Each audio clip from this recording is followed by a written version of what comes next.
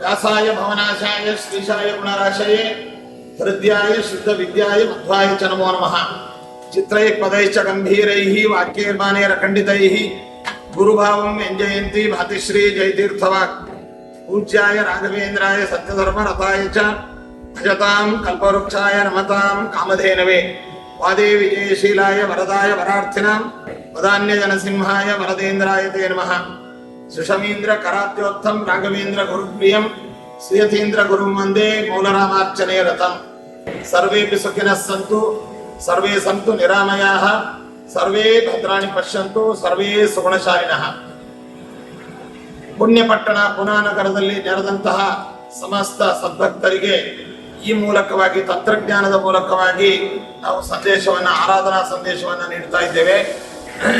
ನಮ್ಮೆಲ್ಲರಿಗೂ ತಿಳಿದ ಹಾಗೆ ಹಂಸನಾಮಕ ಪರಮಾತ್ಮನ ಶ್ರೀಮನ್ ಮಧ್ವಾಚಾರ್ಯರ ಪದ್ಮನಾಭ ತೀರ್ಥರ ರಾಘವೇಂದ್ರ ಸ್ವಾಮಿಗಳವರ ಅವಿಚ್ಛಿನ್ನ ದಿವ್ಯ ಭವ್ಯ ಪರಂಪರೆಯಲ್ಲಿ ಬಂದಿರತಕ್ಕಂತಹ ಮಹಾನುಭಾವರು ಶ್ರೀ ವರದೇಂದ್ರ ತೀರ್ಥ ಗುರುಸಾರ್ವಭೌಮರು. ವರದೇಂದ್ರ ತೀರ್ಥರು ಉಭಯ ವಂಶಾಬ್ದಿ ಚಂದ್ರವರು. ರಾಘವೇಂದ್ರ ಸ್ವಾಮಿಗಳವರ ಪೂರ್ವಾಶ್ರಮದ ವಂಶದಲ್ಲಿಯೂ ಅದೇ ರೀತಿಯಾಗಿ ರಾಘವೇಂದ್ರ ಸ್ವಾಮಿಗಳವರ ಪೀಠ ಪರಂಪರೆಯಲ್ಲೂ ಬಂದಿರತಕ್ಕಂತಹ ಮಹಾನುಭಾವರು. ಅವರು ವಿಶೇಷವಾಗಿ ಪುಣ್ಯಪಟ್ಟಣದಲ್ಲಿ ವಿರಾಜಮಾನರಾಗಿ ಭಕ್ತರನ್ನ ಅನುಗ್ರಹ ಮಾಡ್ತಾ ಇದ್ದಾರೆ.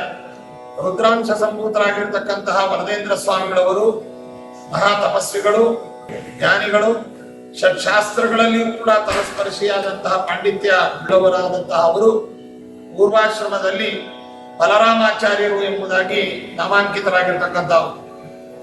ಅಂತಹ ಮಹಾನುಭಾವರು ತಮ್ಮ ಸಂಪೂರ್ಣವಾದ ತಮ್ಮ ಸಂಸ್ಥಾನದ ಅವಧಿಯಲ್ಲಿ ಶ್ರೀಮಠದ ಸರ್ವತೋಮುಖವಾದ ಅಭಿವೃದ್ಧಿ, ಶ್ರೀಮದ್ ಆಚಾರ್ಯರ ತತ್ವಜ್ಞಾನದ ಸ್ಥಾಪನೆ, ಪರವಾದಿಗಳ ನಿಗ್ರಹ, ವೈದಿಕ ಮತ ಸ್ಥಾಪನೆಗೆ ಸಂಪೂರ್ಣವಾಗಿ ತಮ್ಮನ್ನು ತಾವು ತೊಡಗಿಸಿಕೊಂಡು ಪರಮಾನುಗ್ರಹ ಮಾಡಿರ್ತಕ್ಕಂಥ ಮಹಾನುಭಾವರು ವರದೇಂದ್ರ ತೀರ್ಥರು. ರಾಘವೇಂದ್ರ ಸ್ವಾಮಿಗಳವರ ಪೂರ್ಣ ಅನುಗ್ರಹ ಮತ್ತು ವಿಶೇಷ ಸನ್ನಿಧಾನ ಯುಕ್ತರಾಗಿರ್ತಕ್ಕಂತಹ ಅವರು ರಾಘವೇಂದ್ರ ಸ್ವಾಮಿಗಳವರ ಭವಿಷ್ಯವಾಣಿಗೆ ವಿಷಯರಾಗಿದ್ದಾರೆ. ಸಪ್ತಮೋ ಮತ್ಸಮೋ ಯೋಗಿ ವರದೇಂದ್ರೋ ಭವಿಷ್ಯತಿ ಎಂಬುದಾಗಿ ರಾಘವೇಂದ್ರ ಸ್ವಾಮಿಗಳವರು ತಮ್ಮ ವಿಭೂತಿ ರೂಪ ಸಂಪನ್ನರು ವರದೇಂದ್ರ ತೀರ್ಥರು. ತಮ್ಮಿಂದ ಏಳನೆಯವರು ತಮ್ಮಂತೆ ವಿಶೇಷವಾಗಿ ಭಕ್ತರನ್ನ ಅನುಗ್ರಹಿಸಿ ತಪಸ್ಸನ್ನು ಸಮಾಜಕ್ಕೆ ಧಾರೆ ಎರೆದು ಅನುಗ್ರಹಿಸುತ್ತಾರೆ ಎಂಬುದಾಗಿ ಸಂದೇಶವನ್ನ ಭವಿಷ್ಯವಾಣಿಯ ಮೂಲಕವಾಗಿ ನೀಡಿದ್ದಾರೆ. ಅಂತಹ ಮಹಾನುಭಾವರು ವಿಷ್ಣು ಧರ್ಮೋತ್ತಮತ್ವಾದಿ ತತ್ವಗಳನ್ನು ಸ್ಥಾಪನೆ ಮಾಡಿ ಪರವಾದಿಗಳ ಜೊತೆಯಲ್ಲಿ ವಿಶೇಷವಾಗಿ ವಾಕ್ಯಾರ್ಥಾದಿಗಳನ್ನು ಮಾಡಿ ಪುಣ್ಯಪಟ್ಟಣದಲ್ಲಿ ಅಲ್ಲಿ ಮಹಾನ್ ವಿದ್ವಾಂಸರು ಸಾಧಕರು ಆದಂತಹ ಶ್ರೀ ರಾಮಶಾಸ್ತ್ರಿಗಳ ಜೊತೆಯಲ್ಲಿ ಸೌಹಾರ್ದಯುತವಾದಂತಹ ಬಾಂಧವ್ಯ, ಅದೇ ರೀತಿಯಾಗಿ ಶಾಸ್ತ್ರಾರ್ಥ ವಿಚಾರಗಳನ್ನು ಮಾಡಿ ಅವರಿಂದ ವಿಶೇಷವಾಗಿ ಈ ಸ್ಥಳವನ್ನ ಒಳವಡಿಯಾಗಿ ಕಾಣಿಕೆಯಾಗಿ ಪಡೆದು ಅವರ ಅಪೇಕ್ಷೆ ಮೇರೆಗೆ ಅದೇ ಸ್ಥಳದಲ್ಲಿ ಅವರಲ್ಲಿ ವಿರಾಜಮಾನರಾಗಿ ಬೃಂದಾವನಸ್ಥರಾಗಿದ್ದಾರೆ. ಅಂತಹ ಮಹಾನುಭಾವರು ಶ್ರೀ ವರದೇಂದ್ರ ತೀರ್ಥ ಗುರುಸಾರ್ವಭೌಮರು. ಅವರ ಮಧ್ಯಾರಾಧನಾ ಮಹೋತ್ಸವ ಇಂದು ಪುಣ್ಯಪಟ್ಟಣ ಪುನಾನಗರದಲ್ಲಿ ಸಮಸ್ತ ಸದ್ಭಕ್ತರು ಸೇರಿ ವಿಶೇಷವಾಗಿ ಎಲ್ಲ ಮಠಾತೀತವಾದಂತಹ ಭಕ್ತರ ಒಂದು ಸಹಯೋಗ ಸಹಕಾರದೊಂದಿಗೆ ಅಲ್ಲಿ ಆಚರಿಸಲಾಗ್ತಾ ಇದೆ.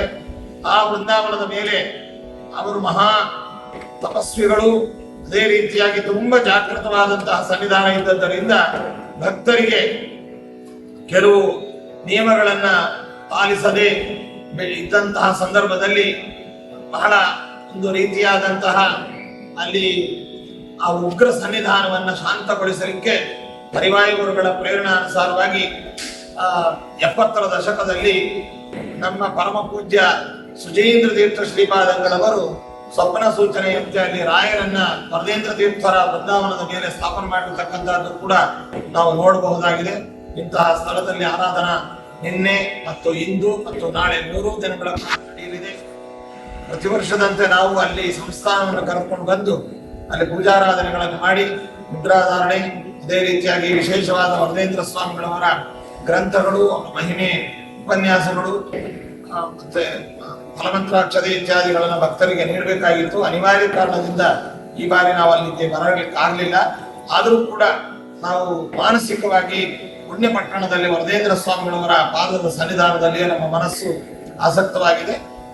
ಅಲ್ಲಿ ನೆರೆದಂತಹ ಭಕ್ತರೆಲ್ಲರೂ ಕೂಡ ಯಾವುದೇ ಬೇಸರವನ್ನ ಪಡದೆ, ಅತೃಪ್ತಿಯನ್ನು ಪಡದೆ ಆರಾಧನೆಯಲ್ಲಿ ಪಾಲ್ಗೊಂಡು ಆರಾಧನಾ ಯಶಸ್ಸಿಗೆ ನೀವೆಲ್ಲ ಕಾರಣರಾಗಬೇಕು.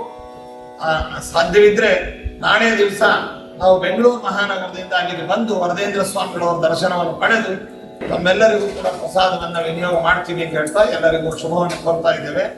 ಸರ್ವೇ ಜನ ಸುಖಿನೋ ಭವಂತು. ಸಮಸ್ತ ಸನ್ಮಂಗಳಾನಿ ಭವಂತು. ನಾರಾಯಣ.